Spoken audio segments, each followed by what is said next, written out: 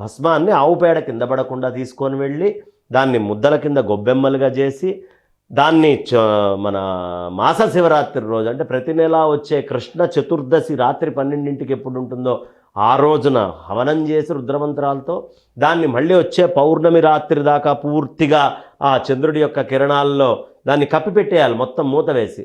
పౌర్ణమి రోజు ఆ పైన ఉన్నటువంటి వస్త్రాన్ని తీయాలి, చంద్రుడి యొక్క కిరణాలు పూర్తిగా పడనివ్వాలి. పడ్డ తర్వాత పెట్టుకుంటే చాలా విశేషం. ఇలా అసలు మనం ఒక విభూది తయారు చేసుకోవడానికే చాలా విశేషాలు చెప్పారు మన పూర్వీకులు. కాబట్టి ఈ విధంగా మనం బ్రహ్మాండంగా ఆ భస్మంతో తయారు చేస్తే ఒక విశేషమైనటువంటి ఆధ్యాత్మికమైన శక్తి అందులోకి ఆవహిస్తుంది. ఆ విభూది నామాలని ఎలా పెట్టుకోవాలి? 3 సార్లు భస్మంగా రాసుకొని పెట్టుకోవాలి.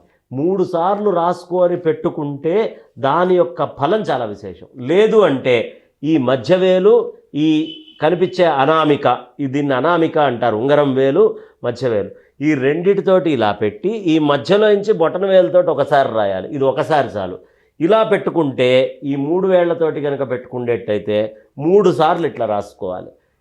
దీనికి మళ్ళీ మృత్యుంజయ మంత్రాలు చెప్తారు. అంటే చావు నుంచి దూరం చేసేటటువంటి మహత్తర శక్తి దీనికి ఉంది. అలాగే ఊర్ధ్వపుండ్రంగా పెట్టుకునేటువంటి సంస్కృతి కూడా మనకుంది. ఇలా కింద నుంచి పైదాకా ఏది పెట్టుకున్నా ఈ భాగం కవర్ అవుతుంది. ఈ భాగాన్ని సంరక్షిస్తూనే ఉన్నాం. అదే ప్రధానమైనటువంటిది. బొట్టు అక్కడ పెట్టుకోవాలి.